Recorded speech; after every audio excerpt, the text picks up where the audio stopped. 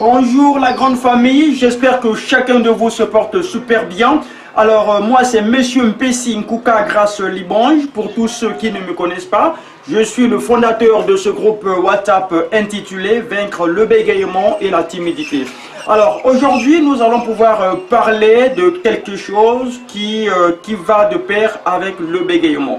Mais tout en commençant d'abord par répondre aux questions que la plupart des gens m'ont toutefois posées. La première question, les gens veulent savoir comment reprogrammer son subconscient. Oui, je l'ai toujours dit, pour une personne qui veut faire un pas dans la voie de l'affluence, cette personne-là doit d'abord être conscient de maîtriser son cerveau et tout cela commence par une maîtrise authentique de son cerveau et ensuite par une reprogrammation de son subconscient. Aujourd'hui dans cette vidéo, nous allons pouvoir répondre à quelques questions que la majorité des personnes m'ont toutefois posées. La première question est de savoir est-ce qu'on peut vaincre le bégaiement d'une façon totale? Et bien la réponse est oui, on peut vaincre le bégaiement d'une façon totale, d'une façon radicale, d'une façon authentique. Mais cela ne veut pas dire que vous n'allez plus manifester les signes du bégaiement. Non, vous pouvez vaincre le bégaiement, mais il peut parfois arriver que vous puissiez tâtonner quelque part dans vos paroles de tous les jours. Voilà, donc vous pouvez toutefois bégayer un tout petit peu ou répéter. Voilà, donc c'est un peu ça. Alors, il y a encore une deuxième question dont la majorité des personnes me posent. Alors, la deuxième question est celle-ci. Comment faire pour reprogrammer son subconscient? Alors, de ce fait, il y a beaucoup d'exercices que la personne doit mettre en application pour pouvoir reprogrammer son subconscient. Donc de ce fait, toutes ces techniques-là sont présentées dans ce livre que j'ai écrit, qui est intitulé Vaincre le bégaiement et la timidité en 90 jours. Donc voici le livre. Le livre est là.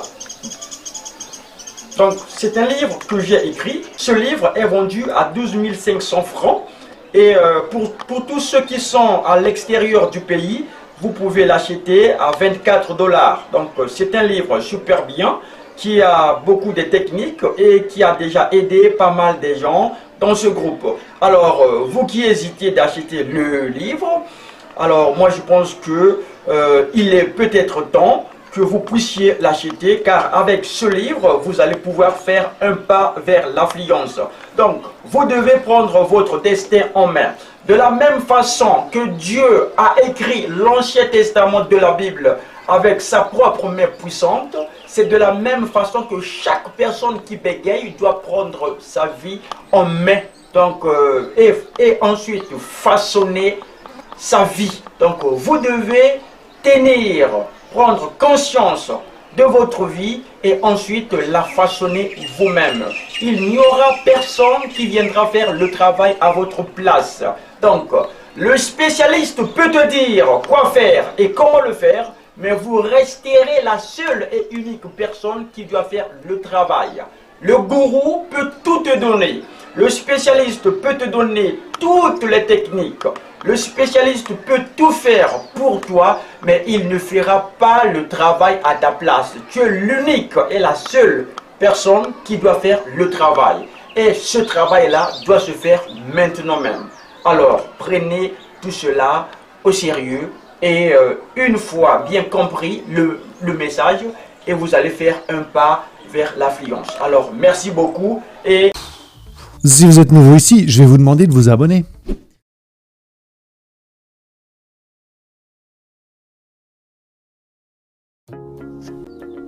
Comment reprogrammer son subconscient? Chose qui est d'une grande utilité étant donné que entre 75 à 95% de notre vie, on est en pilote automatique. On est contrôlé par notre subconscient. Il n'y a rien de mal à ça, c'est la réalité à laquelle on est confronté. Certes, c'est bien de vivre dans l'instant présent, mais la plupart du temps, il faut réaliser ce qui est, tu n'es pas dans l'instant présent. Tu réagis. Et quand on parle de réaction, on ne parle pas de pensée logique. Parce que quand tu réagis, tu n'as pas pensé. La plupart du temps, c'est une réaction. Tu as réagi. Tu n'as pas pris du recul par rapport à la situation que tu as expérimentée. Et c'est pour cela que souvent, quand les gens réagissent, c'est pas bon signe. Parce qu'ils réagissent en relation avec un programme qu'ils n'ont pas créé. Laisse-moi m'expliquer. Vois ton cerveau comme un ordinateur. Tu prends 2 ordinateurs. Les 2 ont des programmes différents et en fonction des programmes qui y sont installés, leurs performances ne vont pas être les mêmes. Ouais. Il en va de même pour les êtres humains. Les performances de 2 personnes ne vont pas être les mêmes, non pas uniquement reliées à leur capacité physique, mais principalement aux programmes qu'ils ont en eux-mêmes, à leurs croyances, à ce qu'ils pensent être vrai, à ce qu'ils pensent être faux, à ce qu'ils pensent du monde et à ce qu'ils pensent d'eux-mêmes, et à leur manière de le prononcer, de l'articuler, d'organiser la phrase et de l'exprimer avec une certaine énergie. Je vais m'expliquer. Parce que tu vois, selon moi, il y a plein de méthodes pour reprogrammer son subconscient. Ok ? La chose qu'il faut que tu saches avant tout, avant que je te dise comment le faire, ça peut être plus logique de le dire dans cet ordre-là, on est tous programmés. On a tous été programmés par notre famille, on a les croyances de notre famille, que ce soit surtout quand on est jeune par rapport à leurs idées politiques. Souviens-toi, les idées politiques de tes parents quand tu étais jeune. Tu les avais adoptées en toi, sans même comprendre quoi que ce soit. C'est ce qu'on appelle se faire programmer. Combien de personnes pensent qu'ils ont besoin de manger de la viande rouge pour être en bonne santé ? C'est ce qu'on appelle se faire programmer. C'est un programme qui tourne en permanence, que tu n'as jamais questionné. Et tu dessines que cela soit vrai. Alors que cela est juste ta vérité en cet instant donné. Et cela ne veut pas dire que cela va rester ta vérité, surtout à partir du moment où tu te mets à la questionner. Donc on a plein de programmes qui sont installés en nous. La plupart proviennent de notre famille, de notre environnement quand on était jeune. Mais après il y a l'environnement au niveau de la société, dans quelle boîte on a travaillé, nos fréquentations, il y a plein de choses. Mais la grosse base, le programme mère, le programme qu'on ne peut pas totalement enlever, qui reste un tant soit peu en nous, tu peux le diminuer, tu peux faire des mises à jour, changer plein de programmes. Il y a toujours un programme de base. Celui-là provient de l'enfance et il est très compliqué à enlever. Cependant, quels sont, pour être plus exact, parce qu'il n'y en a pas un, quels sont les programmes que tu installes toi-même ? Tu es programmé par la société, par tes parents, tes fréquentations, tout comme moi. La question est, quels sont les programmes que toi, as décidé d'installer pour améliorer tes performances ? Quels sont les programmes que tu as décidé d'installer pour mieux te sentir dans ton quotidien ? C'est ça la question qu'il faut se poser. Est-ce que tu as décidé de penser différemment volontairement ? Ou est-ce qu'on t'a influencé à penser de cette manière-là ? C'est pas la même chose. Alors parfois tu peux te faire influencer à penser d'une bonne manière, mais cela ne veut pas dire que c'est toi qui as décidé de penser de cette manière-là. Quand une personne pense d'une certaine manière et que tu apprécies sa manière de penser, c'est à toi, consciemment, de faire entrer cela dans ton subconscient pour faire en sorte que cette manière de penser, cet état d'esprit, cette manière d'agir et de réagir devienne inconsciente. C'est comme un gymnaste. Quand tu vois un gymnaste sur les anneaux ou quoi que ce soit, il pense pas à faire ce qu'il fait. Il pense pas à faire ce qu'il fait. Il est dans le flow. Une personne qui fait de la musique, qui a répété des milliers d'heures un morceau, elle pense pas à mettre ses doigts sur la guitare à tel endroit. Elle le fait inconsciemment parce qu'elle a répété un bon nombre de fois. Et c'est comme cela, à travers la répétition, que tu reprogrammes ton subconscient. Il y a différentes manières de le faire, via les actions, mais celle que je préfère, c'est à travers les pensées. Et ça, c'est quelque chose que j'explique plus en profondeur dans mes conférences. Je ne peux pas tout partager sur YouTube. Si tu veux accéder à ces informations-là, viens à une de mes conférences, tu vas voir, ça va être génial. Mais je peux te partager des petites astuces. Selon moi, à travers la pensée et non pas les actions, donc à travers les actions, c'est facile à comprendre, tu fais quelque chose, tu le refais. Mais à travers la pensée, il y a trois manières que tu dois utiliser en fait pour justement reprogrammer ton subconscient. À travers ta propre perception du monde, ta propre perception de toi et de ce qui est. On y arrive. La première, la structure dans laquelle tu prononces ces mots-là. Comment tu les disposes dans cette phrase. La deuxième, les mots que tu utilises. La troisième, le ton de voix que tu utilises quand tu prononces ces mots-là. La première, la structure. Souvent, ça t'est peut-être arrivé, ou ça arrive à quelqu'un que tu connais, c'est mieux comme ça. Ça arrive à quelqu'un que tu connais. Oh, j'ai trop de problèmes, j'aimerais bien ne plus avoir de problèmes. Cela ne va pas t'aider à vivre la vie que tu souhaites, de penser de cette manière-là. Vouloir ne plus avoir de problème, c'est quelque chose qui est impossible. Quelles sont les seules et uniques personnes sans problème? Celles dans les cimetières, c'est ça. Ouais, t'as trouvé. Vouloir ne pas avoir de problème, ta vie ne changera jamais. Vouloir ne pas avoir de problème, ta vie restera la même.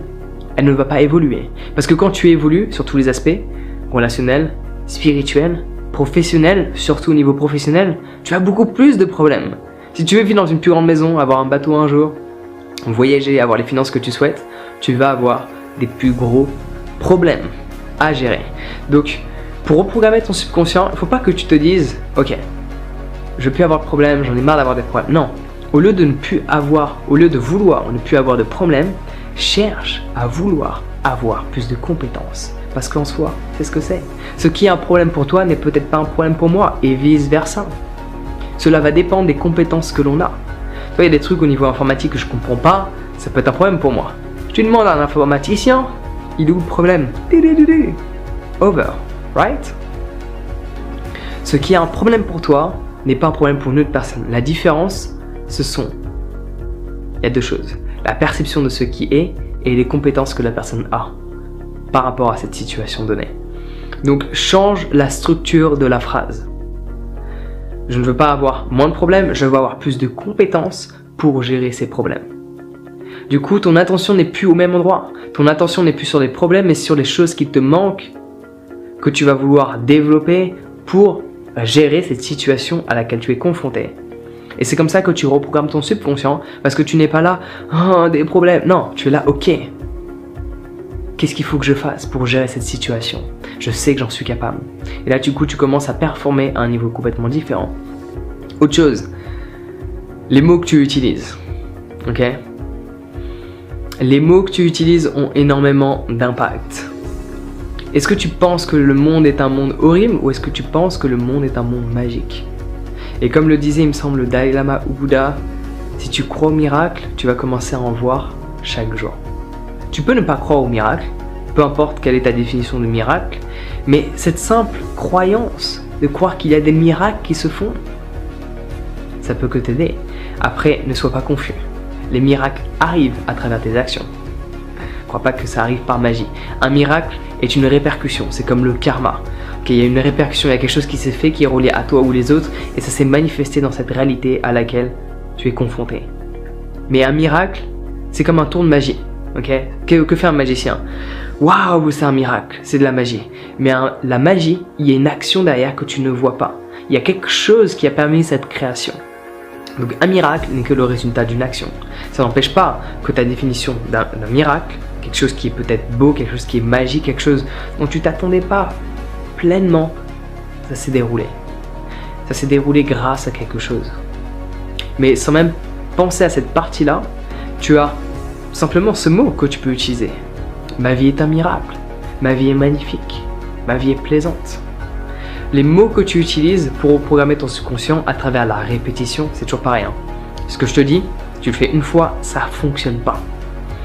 Que ce soit la structure de la phrase, les mots que tu utilises, avoir des mots beaucoup plus positifs que des mots négatifs, plutôt que de te focaliser sur ce qui ne va pas, te focaliser sur ce qui va. Donc les mots que tu veux utiliser vont être différents, ils vont créer un sentiment différent en toi. Donc fais en sorte de prendre du recul à chaque fois que tu vas dire quelque chose du style, je sais pas, oh, ça fait 20 minutes que j'attends, je sais pas qu'est-ce qu'ils font avec ma nourriture quoi. J'ai commandé il y a 20 minutes. Les mots que tu utilises ne peuvent sembler pas forcément très négatifs. Cependant, ils décrivent la situation comme étant négative, c'est plus français comme ça. Du moins, il me semble. Alors que tu pourrais très bien dire, oh, ça fait 20 minutes que j'attends, ils sont sûrement en train de concevoir quelque chose d'extraordinaire et je vais me régaler par la suite. Tu décris la même situation avec des mots différents. Et le ressenti n'est pas le même. Et quand tu prends l'habitude de prendre du recul, quand tu t'aperçois, te plaindre, râler, dire des choses extrêmement négatives, change-les automatiquement. Et la dernière manière de reprogrammer ton subconscient, enfin la dernière, parce qu'il y a plein d'autres exemples, plein d'autres manières d'exprimer, je peux pas tout raconter, il faut bien que je garde certaines choses pour les gens qui se déplacent lors de mes événements ou les formations que je propose sur mon site internet où il y a du contenu exclusif. Mais Juste après ça.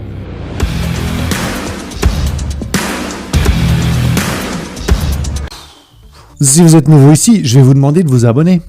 Mais une des troisièmes manières que tu peux effectuer, c'est le ton de voix. Parce que si tu dis la même phrase, par exemple, si je dirais ok, il y a un problème qu'il faut que je gère. Ou encore mieux, j'ai un problème. C'est quelque chose que les gens font beaucoup plus souvent, d'ailleurs que je te recommande de ne pas faire. Pas j'ai un problème, il y a un problème. Le problème n'est pas le tien, c'est ta propre perception, mais il ne t'appartient pas. Quand tu dis j'ai, tu t'identifies à cette chose-là. Mais la plupart des gens disent cela, donc on va prendre cet exemple. J'ai un problème, et il faut que je le gère. Même phrase avec une énergie différente. J'ai un problème, mais il faut que je le gère. C'est qu'il y a une détermination derrière. Il y a une volonté d'accomplissement qu'il n'y a pas quand j'ai un problème, il faut que je le gère. Oh my gosh. Non, j'ai un problème, il faut que je le gère parce que je sais qu'à travers ce problème, je vais développer mes compétences, mes acquis, mes connaissances, mon savoir, etc., etc. Donc voilà 3 moyens que je te recommande de faire pour reprogrammer ton subconscient, changer ta manière d'être, le programme qui tourne en permanence. Comme ça, dès que tu vas être dans la dynamique de réaction et non pas de réflexion, parce que la plupart du temps tu es en réaction, la réaction sera une réflexion de ce nouveau programme que tu auras installé et non pas des anciens programmes que l'on t'a installés qui ne t'aident pas à te sentir bien, qui ne t'aident pas à développer tes capacités, à vivre la vie que tu souhaites peut-être. Combien de personnes ont des croyances, ont ce programme que être riche, c'est être méchant? Non, plus tu as d'argent, plus tu peux faire pour les autres. Plus tu t'aimes, plus tu peux donner de l'amour. C'est le même principe sur chaque aspect de la vie. Cultive les choses en toi et par ce fait, par la suite, commence à donner. Mais tout commence par toi. Dans la vie, on te le dit. Mets le masque sur toi et après mets-le sur les autres. Si tu n'es pas efficace, si tu n'as pas toutes tes capacités, toute ton énergie, comment veux-tu aider une autre personne? Si Mère Teresa a fait autant, c'est parce qu'elle a fait autant pour elle. Elle a d'abord commencé par elle. Elle a passé des années à cultiver cette joie interne. Et par la suite, elle a dévoué sa vie aux autres. Elle n'a pas fait d'entre-deux. Mais elle a commencé par elle. Tout commence par toi. Donc apprends à reprogrammer ton subconscient. Il y a une chose que je te recommande de faire au niveau de l'action. Au lieu de vouloir ce qui est simple, fais en sorte de vouloir ce qui est difficile. Fais-le et ta vie sera facile. Prends une douche froide à 5 h du matin et je te garantis que quand tu le fais en hiver, en France, que tu commences froid, continue froid, finis froid, pas d'eau chaude, pas d'eau chaude, pas d'eau chaude, juste du froid. Quand tu fais ça à 5 h du matin, tout ce que tu vas faire, le reste de ta journée va être facile. Fais ce qui est difficile et ta vie sera facile. Aussi simple que ça. Donc si tu veux en savoir plus, viens à un de mes événements et sinon j'en parle dans différentes formations qui se trouvent sur mon site internet. Le lien est dans la description. Sur ce, entre-temps, prends soin de toi, passe une bonne journée et souviens-toi d'une chose. Ce que tu écoutes et ce que tu vois reprogramme ton subconscient. Donc fais attention à ce que tu écoutes et à ce que tu regardes. Dans cette vidéo, j'aimerais montrer à quelques personnes une petite technique qui est très efficace, qui va vous aider à vaincre le bégaiement d'une façon radicale. Alors, de ce fait, il vous suffit tout simplement d'avoir logiquement énorme. Il vous suffit tout simplement d'avoir un crayon et de le prendre, voilà. Vous devez avoir un crayon, mais moi, malheureusement, là, j'ai le bic, le stylo. Mais vous devez avoir un crayon et vous l'enfoncez dans votre bouche, comme ça. Hein? Comme ça.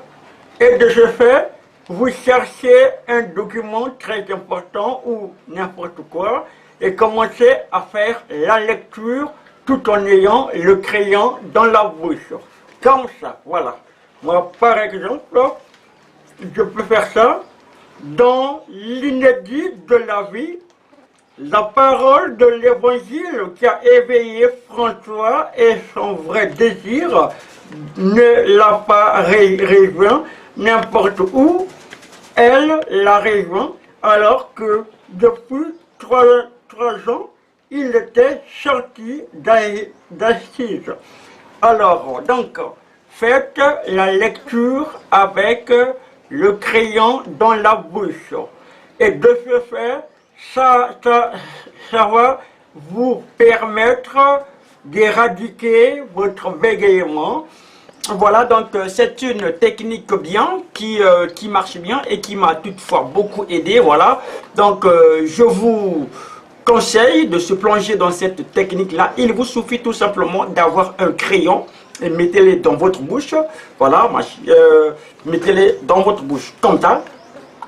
Cac, cac. Et faites la lecture. Voilà, donc commencez à lire. Le premier texte parlant des frères dit où qu'il soit, le second emploie le mot martyr et mort. Le second serait même une sorte de lettre adressée par François. Voilà, donc pratiquez cet exercice-là, elle va vraiment beaucoup vous aider. Et moi, je l'ai toujours fait. Voilà pourquoi aujourd'hui, je parle à 98% bien. Alors, donc, j'ai beaucoup de techniques dont j'aimerais vous faire part, mais c'est au fur et à mesure. Donc, pour l'instant, pratiquez cet exercice-là, car elle va beaucoup vous aider. Voilà.